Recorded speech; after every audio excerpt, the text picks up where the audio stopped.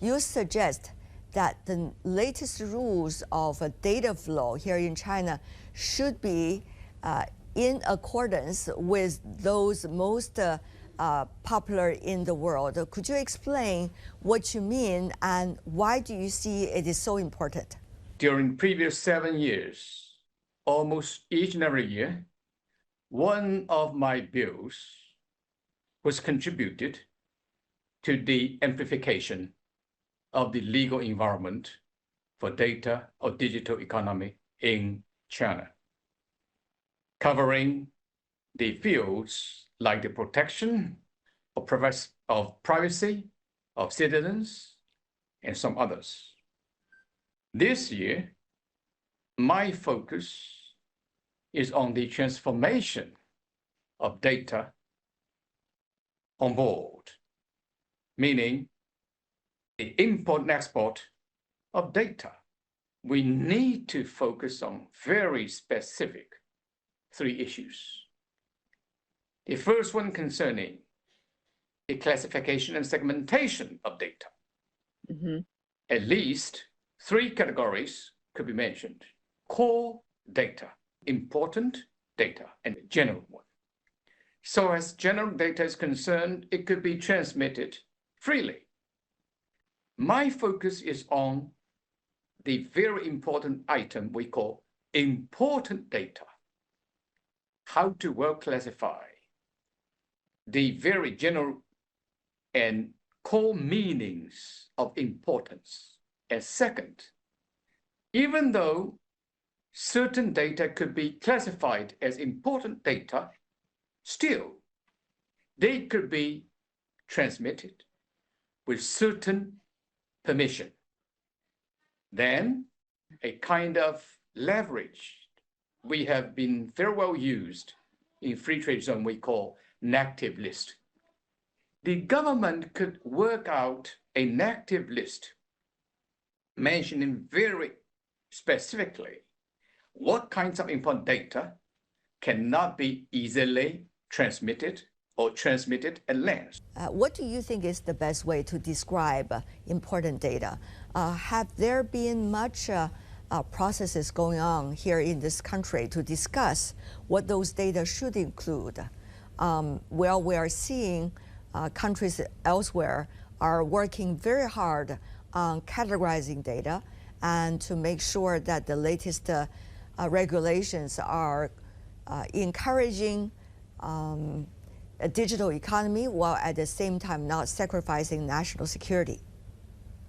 First, the classification and segmentation of data is all the concern by those companies working on those and try to import and export of such. So the needs and wants are there.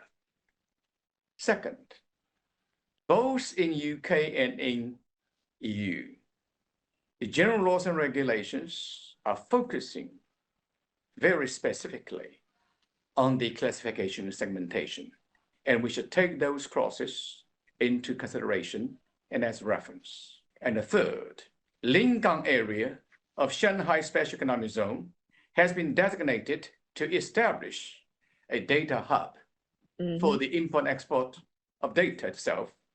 They need to have some very advanced rules to follow. When it comes to so-called international standards, there's no international standards yet. Only national governments now these days, some are very proactive in working on rules and also space of the data flow. So what is the international standards? What is the, some of the references that China should really look into and why? I just showed 2 examples. The first one was and is CPTPP. In that international convention, there are 30 chapters in total with 6,000 pages of the whole document as the official convention. A major part of it is about data. So far as international trade is concerned, we just classify into 3 categories: commodity, service, and data.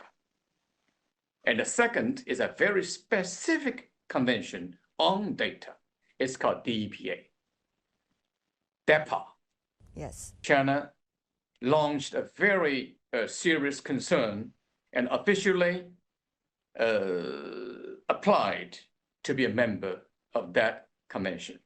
So these two conventions are just the regional international standards we need to follow. But the first step is, before we officially join these two conventions, we need to have sufficient experiments. Mean we need to have a place of test. That's why special economic zones will play a key role for the testing. Mr. Zhou, as you know, different localities in China are very proactive in developing the digital economy. For example, in Guangdong, Shenzhen is one of those cities. Shanghai, of course, where you are originally from, and the province of Guizhou used to focus a lot on data and data-related economies, and the list goes on. So many wonder, even though Shanghai is one of those best choices to do what you call experiments and tests, the other localities could also be great options. You know, so far as progress of market economy is concerned, the greatest driving force is fair competition. Competition is truly needed. That means, just like I mentioned, Shanghai, we do have special economic zones, important area. One is special economic zone and the other is Lingang area. And of course, Shenzhen is the other one. And Guizhou used to be a kind of front runner for the absorbing of the ideas and conceptions of data economy in China. I will say we need to welcome those places to work, a way of coordination, and a way of fair competition, of course. Also about data, Mr. Zhou, there is a great fine line when regulations are coming out about the flow of data and the ownership of data. One is about national security vis-a-vis personal possessions and commercial use of data. The other is whether it's a national security issue or commercial use of data vis-a-vis the privacy of data, the privacy of individual citizens. Now, these are different layers, and all these factors also could work in very different ways toward one another. What is your understanding of these different layers, and what is the best way to keep that fine balance? Protection of the privacy is the key concern by all countries, all enterprises, and all citizens. Secondly, to let us be free flow to drive the economy to boom, to go faster is a key role. So firstly, we need to have certain laws. China has a very specific law for the protection of the privacy of people. And second, the protection of national security is the very basis. All the countries, China is included, to consider. While to let economic go all the way to its boundary is another issue.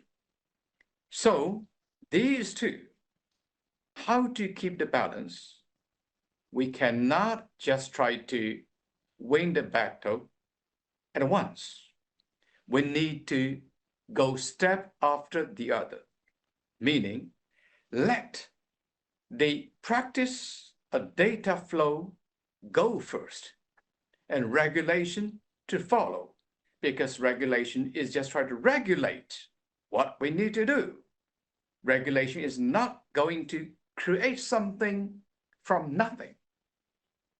That is to say, the economic activities should go first, and regulations should follow step after step. I hope by learning from practices worldwide, not only the United States and EU, we can also learn something from Japan, from South Korea, and other advanced countries in data economy, while still try to synthesize the ways and meanings China need to follow in our own way. Recently, we heard from the Commerce Secretary of the U.S. Talking about the country should not let China's electronic vehicles running on the street be one of the major means for transportation for Americans, because she argues that Beijing could just turn off those systems. Every one of those electronic vehicles can be just turned off if Beijing makes an order. Of course, that started a debate here in this country whether Washington could just order American companies to turn off the iPhones, and therefore many of the phones that people use here would go paralyzed. But this is a very interesting question about how data has become the core of relations, while at the same time have become so vulnerable to whatever political rhetorics and arguments. If you look at the figures of the exportation last year by China, over 1.7 million new autos meaning new types of autos, using very core data technology within, and now it's running all over the world. How could we do that? We do that by learning. Americans came to China, came to Shanghai, came to Pudong first. And we just tried to let that company develop in accordance with international practice and also very specific China's laws and regulations. Same thing. We know the Chinese new type of autos running all over the world, and also part of that is in the States. Yes, it could be classified into new data economy products. It could be think about that we need to have certain regulations to regulate not only cars from China, but all cars in the world. This is regulators should think about. It is not the government to prevent the reality happens. Actually, the reality has happened in the world already. Last year and the year before the last, the China made new type of cars running all over the world is not because it is a kind of political driven issue. It is because the high-tech development in China, as well as very comparative advantage of all the key elements, including price in the world. Comparative advantage is an international theory followed by all trade players over 2 decades. That was by Mr. David Ricardo. It is not our creation. China is going its way to the world in accordance with the international practice. Right. Because the competitiveness of the new type of cars is there. That's why the market is there.